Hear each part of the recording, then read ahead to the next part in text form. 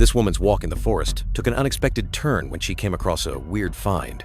There was an abandoned car in the middle of the woods with no signs of anyone around.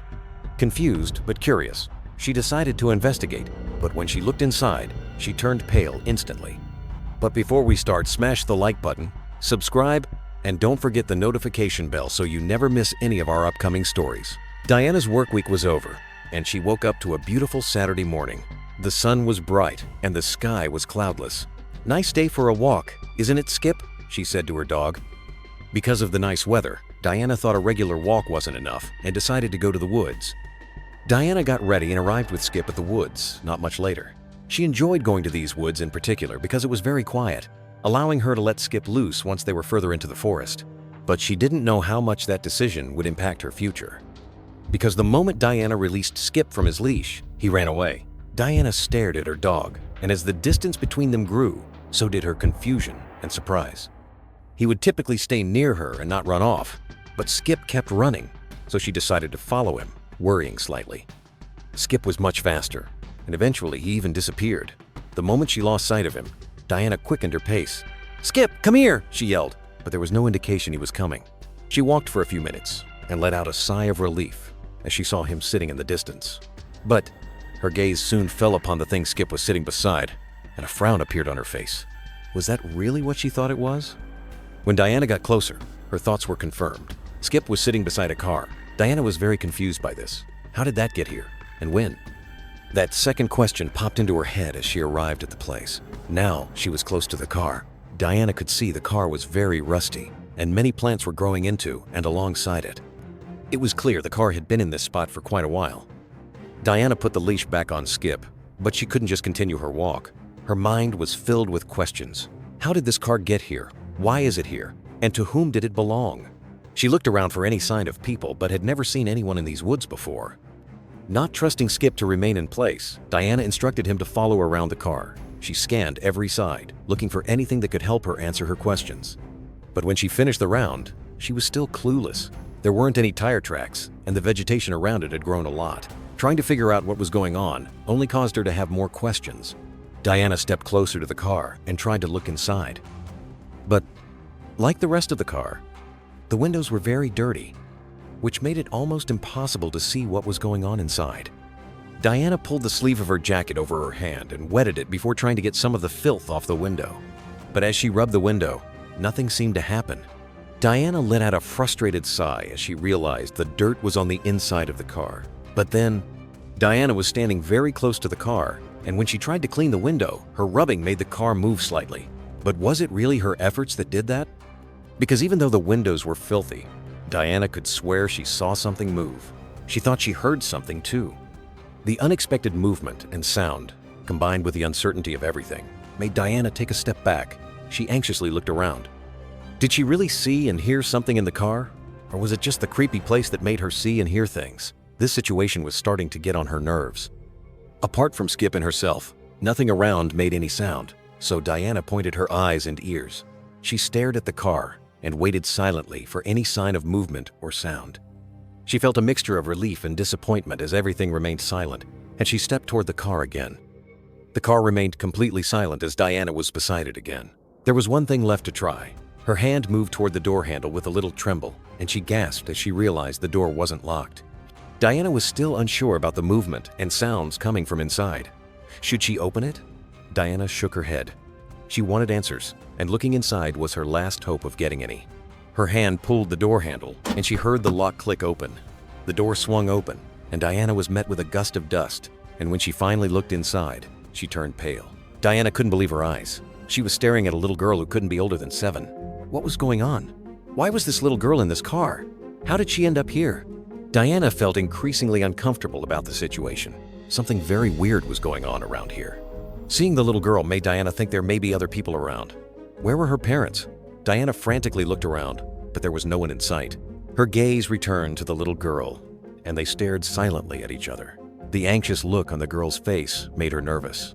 The thought caused a shiver to run down her spine, and because the little girl looked so scared, Diana felt even more anxious.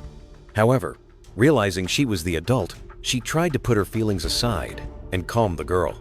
"Hello, my name is Diana, and this is Skip," she said, as she knelt beside the car. Diana hoped that using her dog would help break the ice, but there was no response.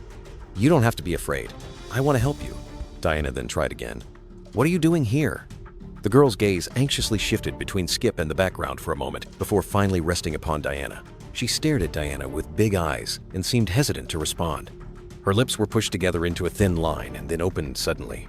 "I'm hiding," she said with a small voice. Diana didn't see that response coming, and a shiver ran down her spine again. What situation had she gotten herself into? What was going on? Why was she hiding? From whom or what? Diana's heartbeat accelerated as she anxiously looked around again. Diana took a few deep breaths as she tried to remain calm for herself and the girl. She realized she was making herself mad and worried by filling in the answers to the questions. Diana needed to get some answers from this girl and wanted to try to ask her gently again. But right as she opened her mouth to ask the little girl some questions, both their gazes turned toward the woods. They both heard the same thing: leaves rustling and twigs breaking. Diana carefully stood up and tried to pinpoint where it was coming from. It appeared to get closer by the second. Diana's body froze as her mind raced. Why was this girl hiding? Who or what was she hiding from? Was it coming toward them now? She regretted her decision to go to the woods for a walk and investigate the car. What should she do? But before Diana could decide, something unexpected happened. Since her body froze, Skip felt the relief of pressure on his leash. Like earlier, he suddenly took off, and due to the unexpectedness of his action, he pulled the leash right out of Diana's hand. Diana set one foot in Skip's direction to go after him, but then the little girl's voice sounded. "Get in the car now," she said. There was no trace of hesitation in the girl's voice anymore. It had a mixture of fear and severity in it, which caused Diana to listen. The girl locks the door when Diana is inside. Diana tries to look outside, but can't due to the dirty windows. As before, not knowing what was happening only worsened things, so Diana pulled down her sleeve again to clean a small part of the window. But before she could reach it, a shade appeared next to the car. Its sudden appearance startled both Diana and the girl, and they held their breaths. Diana and the girl didn't dare to move or breathe as they followed the shade's movements with wide eyes. A tear ran down her cheek as Skip crossed Diana's mind. She hoped he would be fine. But before Diana could even finish that thought, her heart stopped beating because the figure on the other side tried to open the door. Diana felt the little girl instinctively grab her hand out of fear, and the woman gently squeezed it to try to calm her. The lock had saved them for now. The figure let go of the door handle and walked around the car several times. And then, all of a sudden, the shade disappeared, just as it had appeared. Diana nor the girl dared to move or speak. Diana's mind was racing. What was that? Was that what the girl was hiding for? The duo sat silently for quite a while before either dared to move. It was Diana who eventually felt that it was safe enough to try. She leaned forward and grabbed her phone from her back pocket. She didn't like this situation at all and wanted help. Unfortunately, the phone didn't have service. It was time for answers. "What are you doing here?" she asked the girl, her tone now strict and more demanding. The girl remained hesitant but did answer. She said her name was Abby, and she got lost during an excursion from school. During the excursion, she got distracted and slid down a small cliff. Abby explained she tried to find her way back, but the only thing she found was this car. "I couldn't find anyone," Abby explained, tears forming. She managed to return to the car and got inside when it turned dark. "I slept here last night," she added with a sniff. But at night, the shade appeared, and she heard weird sounds. She got so afraid she hadn't left the car since. The story gave Diana the jitters. She could imagine how scary it must have been for the girl. Diana knew why the girl was here, but who or what that figure was remained a mystery. But one thing was clear to Diana. This girl needed to get back to her parents. They must be worried sick. With that in mind, Diana mustered all her courage. "I will help you get home," she said, trying to sound confident. The strange figure from earlier still lingered in her mind, and she was actually pretty scared. But this girl needed her help, so Diana finally cleaned the window so they could look outside. Two pair of eyes anxiously scanned their surroundings, and both saw nothing out of the ordinary. Diana carefully opened the car door and stepped out. There was no sign of anything, not even Skip. She realized she would have to return for him later, as this girl's safety was the priority. Diana helped Abby exit the car. The little girl was trembling with fright. So, Diana straightened up and tried to look as confident as possible while trying to locate the path. To be truthful, she didn't know exactly where they were as she had followed Skip to this location. But then, as Diana was trying to figure out where to go, they heard a familiar but dreadful sound. the rustling leaves and twigs snapping. Instinct took over, and Diana started running in a random direction. "Follow me," she urged Abby as she grabbed the little girl's arm. Her heart pounded in her chest. They ran as fast as they could, but Abby was just a little girl. Diana realized the sound was getting nearer and nearer. She anxiously looked around to see what or who was chasing them, and then her heart jumped as she saw what it was. "Skip!" she yelled at her dog. Diana was overjoyed by her dog's return and knelt down beside him. She embraced her trusty friend and quickly grabbed his leash in the process. "Don't get away from me again," she whispered to him. But as she got up, she felt the fright of a lifetime. "Is he yours?" a voice boomed. Diana's gaze shot up toward the sound. There was a man standing slightly above them atop a small hill. His appearance startled Diana and Abby, and the woman quickly pulled the girl behind her. Was this the figure from earlier? Why was this man in the woods? What did he want? Realizing she hadn't answered his question yet, Diana quickly nodded. Meanwhile, her mind was racing on what to do. But then the man came closer, and she was able to see his expression. He was smiling. "Good, I saw him wandering around with his leash," the man said, taking Diana aback.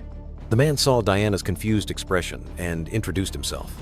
"My name is Oliver Dunce, and I'm the forester of these parts." He then explained he noticed Skip walking alone, but with a leash and collar, so he was looking for its owner. Diana couldn't believe what she was hearing and felt immensely relieved.